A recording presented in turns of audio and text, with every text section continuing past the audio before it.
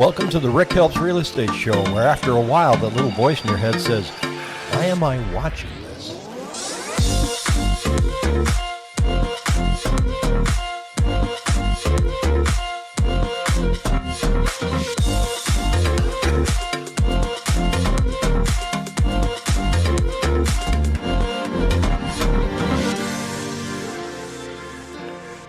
Good morning, YouTube family. Welcome to Air.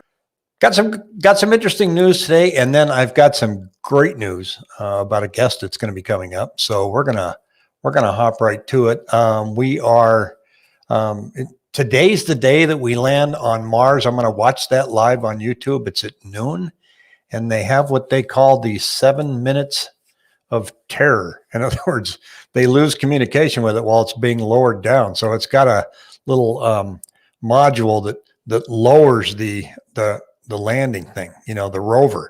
So it just go down, and for 7 minutes there's no communication. They don't know what's going to happen until it lands, and then they finally get data. So that's going to be very interesting to watch. It's not like I'm a major space nut, but I enjoy watching that stuff when it comes up.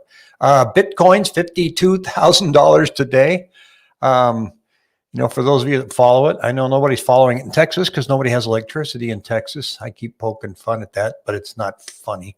Elon Musk bought $1.5 million of Bitcoin.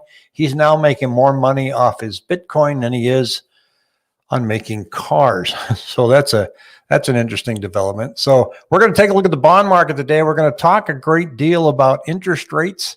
I'm going to show you where we're at, but we're going to start with looking at today's inventory numbers. I'm going to pop right over to that. So show of hands. Are we going to have more homes today or less homes today? Remember, Tuesday is usually always the lowest number of listings, and they go up as we approach the weekend. And today is Thursday, and we are approaching the weekend. So what do you think? Post it in the comments there before I click this active button.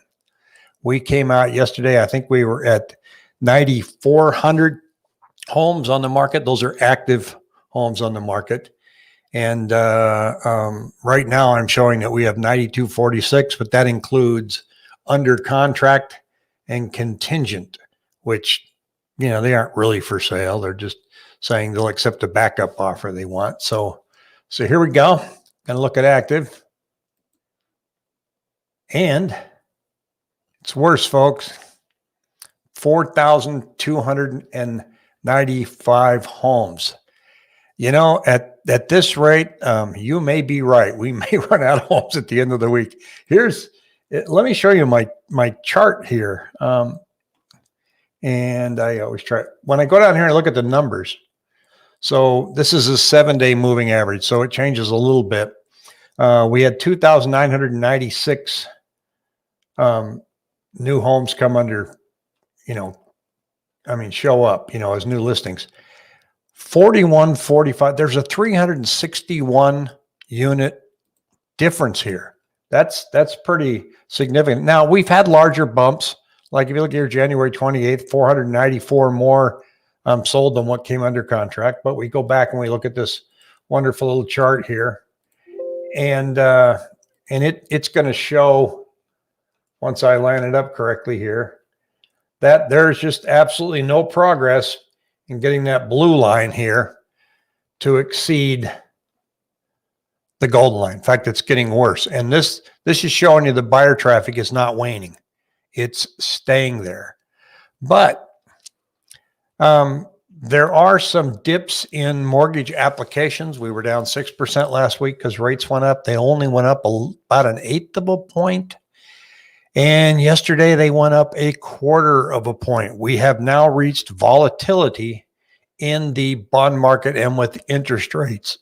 Excuse me. So that's going to be changing. We're going to go up. We're going to go down, up, down. It's going to be interesting to watch. And let's take a look at what we're seeing this morning. Here's the bond market. And this is what happened the other day, right? That big dip. When it goes down, rates go up. Then it went down some more. And then it climbed yesterday. It's like, great. Went back up. Didn't retrace everything. Muddled along. And then at 2:17 at 4 in the afternoon, once again, something about that 4 o'clock magic hour, boom, went down, went back down where we were. And it's struggling to kind of come back up today, and it went down. I included the link to this live chart in the description, so you could all turn in expert bond traders. But that's what rates are doing right now, and that's going to make people a little nervous, and maybe it's going to be a little welcome too. Maybe it'll give us a little relief and help some inventory start showing up on the market. But during this period where we're starting to have 1/4 or 1/8 and 1/4 increases in rates, my experience in watching this is that we're probably going to have more buyers, because buyers are going to be coming out of the closet and go, man, I got to lock this in soon. I don't see it, it's going to probably pop above 3 here real quick if it hasn't already, but I don't see 4s, 5s, and 6s. I just don't see that coming. What you have to think about, though, is new construction, and even in resale, when do you lock? So keep in mind, when you call a lender and you get them on the phone and you say, yeah, I want to buy a home. What are rates today? Okay, you call them back in an hour, that number is going to be different. So they can quote you and they can say, well, right now we've got 30-year fixed running at about 2.99, depending on how many points you pay. They'll give you all the variables and stuff. They can't lock you on a conversation. So they can't lock you until they've collected all of your documentation and submitted it. So until they get it submitted and then get approval for a lock, then they can lock your loan. So they can't just do it on a verbal conversation. They can't just hold your rate. And so it's important to understand that lenders also, they don't have any control over rates. The only control they have over rates is how much you're willing to buy the rate down, points.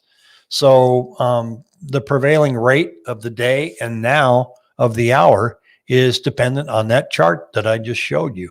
And then their pricing is all depending on where the treasuries are and what the rate of the hour is. So when you get online and you look at these things and it shows you what that rate is right now, that's just an advertised rate. So even the online people are in the same situation as your local lender. So new construction is a whole different animal, though. If you're going under contract now with a home that's not going to be finished in 8 months, you're not going to get an 8-month lock. So what's the interest rate going to be in 7 months? None of us know. And so you'll kind of be living in that world when you're getting new construction and they tell you that the home's not going to be done in 8 months. I mean, it's possible that rate could, be 0.5% higher than it is today, or maybe more, or it might go down. So there are fees and costs associated with locking in a rate beyond 30 days, beyond 60 days. So you need to talk to your lender, and most of these new builds have preferred lenders that they use. So you need to start asking those questions. So you need to get with the new builds and say, okay, look, I'm not closing. So today's, let's say it's March 1st. So you're going to be April, May, June, July, August, September. What are rates going to be like in September? They can't even tell you. What kind of programs do we have to lock? How far out can we lock? And then when can we renew? And what's it going to cost me? So have that conversation when you're looking at new build communities.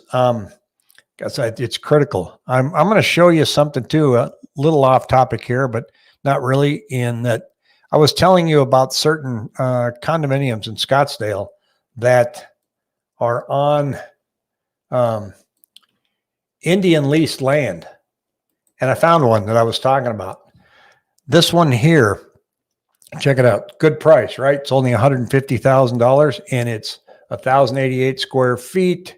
It's only a 1-bedroom, one bath.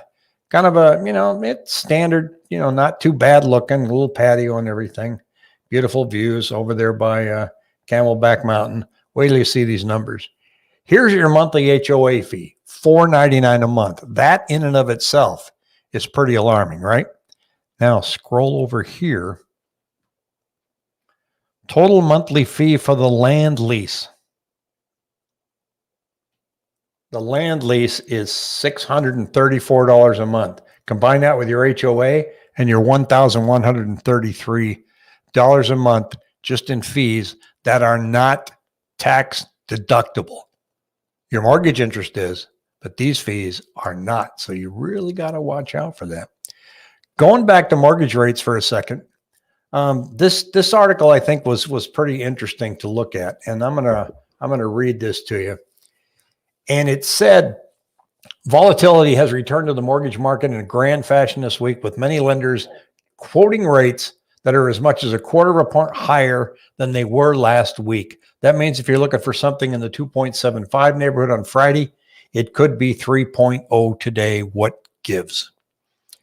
The upward pressure is nothing new, really. It's been existing in the broader market since August, but only recently began spilling over to the mortgage market. We've been discussing the increased risk of such spillover in the event of a sharper bond market move. You saw that in the chart. And yesterday brought such a move. Today was much more docile by comparison, but it didn't do anything heroic to push back against yesterday's weakness. Still, there could be some promise of stability in the fact that the bond market was even able to hold steady today. Reason being, economic data and other events clearly suggested another bad day for bonds. Good economic news means bad day for bonds. So you just can't win, right? Retail sales surged at one of the best paces on record, and inflation rose abruptly at the producer level. Both of those headlines made a strong case for higher rates, but Treasury yields ended up the day slightly lower than yesterday. That sort of resilience may be a clue that bonds have had enough weakness for now. Bond weakness equals higher rates. All other things being equal. Mortgage lenders are widely stratified in terms of rate offerings, with the more aggressive crowd averaging 2.87 on the top year, 30-year fixed refinances, and the less aggressive crowd being closer to 3.125 on conventional fixed. So the insiders in the mortgage industry are saying, here it comes, folks. It's going to be a little volatile. We're going to have good days. We're going to have bad days. And, but if we put it into perspective, 3.1, 3.2, even 3.5, that's still historically low. People that are waiting for the bottom, sounds to me and looks to me like you have seen the bottom come and go. Now, there are things outside there that could make this whole story change again. If the economic news starts turning bad, unemployment isn't going down as expected, inflation really isn't starting to pick up, then the bond market will, rally and go higher again. So it's anybody's guess. I'm just a real estate agent. I'm not a bond trader. I can't tell you what the heck's going on. So, but we need to watch it. And when you go out that new build, have those conversations, but budget accordingly. Okay, I've got a loan, I can get it at this rate, and it may go to this. Can I still afford the house? Sometimes those moves are not as harsh as you think they might be. But we're going to discuss a little bit further. I got great news. I'm always quoting the Cromford Report, and I have booked an interview with the senior analyst, Tina Tambour, for March 3rd at 8:30. She's going to jump on here and give us her feel on the market. She's so busy, that's the soonest I could get her on here. But she's agreed to come on and join our live stream and answer our questions. And I think that's going to be great. And if you're outside the industry, you really don't even know who she is, except that she's a senior analyst for the Cromford Report, and she is funny as hell. I mean, she is entertaining. She knows her stuff. So it's not going to be a geeky conversation about data. She is a hoot. I've gone to a few of her live events. I've seen some of her presentations, and as she goes over the data, and she's a pleasure to listen to. So I'm pretty pumped about that, and I think you'll enjoy it. I'll be doing a lot of promoting of that. You can probably see it already on my YouTube saying that it's coming on March 3rd. So don't go anywhere and invite your friends. Be sure and subscribe so that you can be notified whenever I add new content. And I'm going to be putting that one together and promoting it pretty hard because she's a big deal and we'll learn a lot. And there's going to be a lot that's changed between now and March 3rd, and we will have plenty to talk about. So until then, I'll see you tomorrow at 3:00 when I meet with Pat, my lender, and we go over what he's seeing on the lending side. Have a great Thursday.